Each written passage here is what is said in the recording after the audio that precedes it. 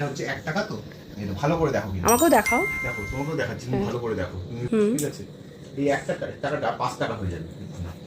দেখি একটা আগে 1 টাকা দেখাও আমাদের ভালো করে। 1 টাকা এই হ্যাঁ আমি দেখতে পাচ্ছি 1 টাকা। হ্যাঁ হ্যাঁ ঠিক আছে। এই 1 টাকাটা হয় 5 টাকা হয়ে যাবে, নাহলে ভ্যানিশ হয়ে যাবে। আচ্ছা। যেমন এটা দেখ, এই এখান থেকে আমি ঢুকিয়ে দিচ্ছি টাকাটা।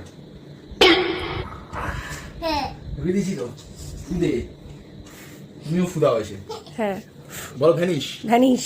ভ্যানিশ।